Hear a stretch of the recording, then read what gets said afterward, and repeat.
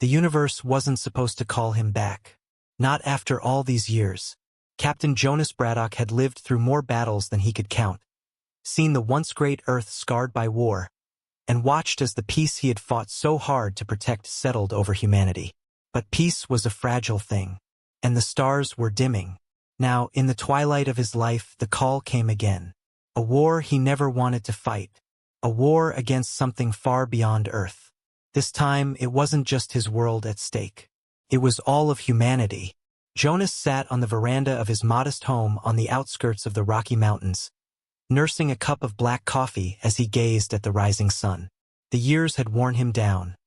His hair had turned a steel gray, and lines creased his face from countless sleepless nights. His old military uniform, once tight across his broad shoulders, now hung loosely in the closet, a relic of the man he once was. He had led the defense of Earth once, during the Second Contact Wars, when humanity had first met the Marins, a brutal, insectoid race that had torn through colonies like a plague. He had been a young man then, full of fire and arrogance, convinced of his own indestructibility. He had won the war, though at great cost. The memories haunted him, faces of the men and women who didn't make it. He often wondered if the victories had been worth the price. His solitude was broken by the whirring of a hovercraft descending on his property.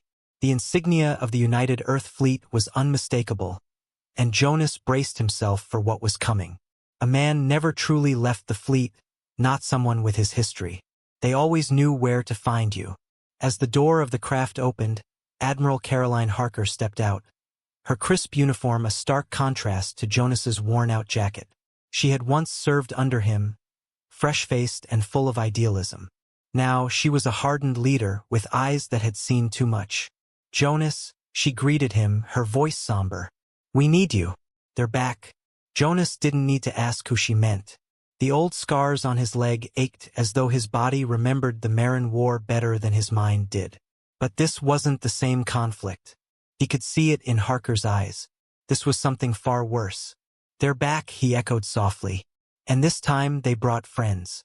The council chamber on Mars was larger than Jonas remembered. He had attended meetings here long ago when he was still in command of Earth's fleet. Now, standing before the assembly again, he felt the weight of years bearing down on him. But he was no stranger to duty. A holoscreen flickered to life, displaying the enemy. A coalition of alien races united under the banner of the Xal'karr Dominion. They were unlike the Marins, not savage insects but an advanced, coldly efficient species that held technology centuries ahead of humanity. Their leader, High Archon Norak, sneered as he addressed the assembled Earth leaders. "You humans are a blight on the stars, an insignificant anomaly. We will correct the error of your existence." Jonas felt a familiar anger simmer in his chest. He'd seen these types before, aliens who believed their superior technology made them gods. They had crushed other civilizations beneath their boots, never expecting a challenge from Earth. "They're not laughing at us, Jonas," Harker said quietly, standing at his side. "They're laughing at the idea of resistance. They think we're already beaten." Jonas stared at the holoscreen, watching Norak's mocking smile. He had seen this arrogance before, in the eyes of the Marins before he crushed them. He had fought for Earth once when they had been the underdogs. Now, it seemed fate had brought him to the same precipice.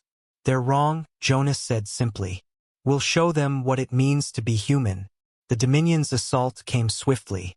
Their fleet arrived at the outer colonies with overwhelming firepower, erasing entire outposts within moments. Their ships were sleek, curved machines of destruction, armed with energy weapons that made humanity's railguns and missiles seem like relics of a bygone age. Jonas stood on the bridge of the UES Victory, an aging battleship refitted for modern warfare. His crew was young, far younger than he was comfortable with, their faces filled with the kind of nervous anticipation that reminded him of his first command. But there was a hunger in them too, a hunger for survival. "The Dominion's ships are faster, stronger," Harker warned as the fleet prepared for battle. "We've analyzed their tactics. They rely on overwhelming force. They don't expect us to last more than a few hours." Jonas looked at the tactical display, watching the enemy's formation. It was a flawless execution of cold logic, every ship perfectly positioned, every weapon calibrated for maximum destruction. But that was their weakness. Logic could be outmaneuvered. Calculations could be defied. "Admiral," he said calmly, "we'll use the ghost formation." Harker frowned. "That maneuver hasn't been used in decades. It's archaic." "Exactly," Jonas replied with a smile. "They won't expect it." The ghost formation was a relic from an earlier war, a tactic that required precision timing and incredible coordination. Human ships would scatter, seemingly retreating, only to circle back and strike from unexpected angles.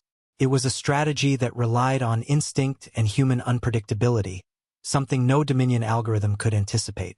As the Victory and the rest of the fleet moved into position, Jonas took a deep breath, the weight of command settling over him like an old, familiar coat. His body may have aged, but his mind was still sharp. And in this war, it wasn't brute strength that would win. It was resilience. "Begin the maneuver," he ordered, his voice steady.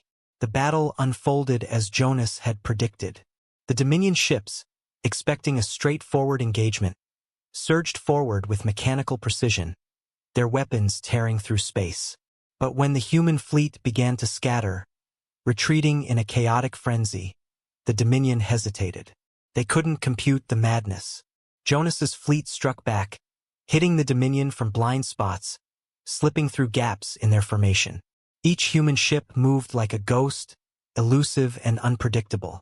The young crew on the Victory worked in perfect harmony, following Jonas's orders with the precision of veterans. "They're recalculating," Harker said from her station, her voice filled with awe. "They don't understand how we're doing this." "Because they're not fighting machines," Jonas said. "They're fighting us." Humanity had always been underestimated. They didn't have the advanced technology or the perfect strategies of their enemies. But they had something far more powerful, the will to survive, to adapt, to endure. And Jonas knew how to harness that will. As the Dominion ships began to fall back, their commanders struggling to adapt to the chaos, Jonas saw his moment. A single decisive strike, aimed at the heart of the enemy fleet. He ordered the fleet to converge, pushing through the remnants of the Dominion's forces. The humans didn't fight like soldiers following orders. They fought like people defending their home, their families, their legacy. And that was something the Dominion could never understand. The flagship of the Dominion, a massive behemoth bristling with alien weaponry, loomed before the human fleet. Jonas knew that destroying it would cripple the enemy's morale, sending a message that humanity was not so easily defeated. But the Victory had taken damage. The ship's engines sputtered, and the hull creaked under the strain. Jonas's body mirrored the ship, old, battered, but not broken. He had one last fight in him. "We can't take much more of this," Harker said, gripping the edge of her console as the ship rocked under another barrage. Jonas nodded. "We don't need to. Prepare the Hyperlance." The Hyperlance was humanity's last desperate weapon, a relic of the old wars. An energy projectile capable of piercing even the thickest armor, but it required a dangerously close approach to the enemy flagship. "We won't survive that," Harker said softly, realizing the cost. "I know," Jonas replied, "but they will." He had led men into battle his whole life, made sacrifices that haunted him. This time would be no different. He would leave a legacy, not just of survival but of triumph. Humanity would endure because it always had, and it always would. The Victory surged forward, its engines burning with every last bit of power. The Dominion flagship unleashed a torrent of fire, but Jonas's crew stayed the course. They trusted him just as generations before had trusted him. "Fire," Jonas commanded, and the Hyperlance tore through space, a brilliant beam of light that sliced into the enemy ship's core. The Dominion flagship erupted in a massive explosion, a star of fire that lit up the dark void. The alien fleet, leaderless and broken, began to retreat. But the Victory wouldn't make it out. The ship's systems were failing, and Jonas knew their time was up. As the ship's systems flickered, and the alarms blared, Jonas stood at the bridge's viewport, watching the stars. He felt no fear. This was the end of his journey, but it wasn't the end of humanity's. You did it, Harker said, her voice thick with emotion. You saved them. No, Jonas said quietly. We saved ourselves. That's the strength of humanity, Caroline. We don't wait for saviors. We are the saviors. The ship shuddered, and Jonas took a deep breath. His legacy wasn't in the medals he had earned or the battles he had won.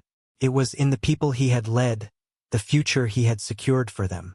As the stars dimmed, he knew that humanity would continue, just as it always had. Strong, resilient, unbroken, and that was his true victory.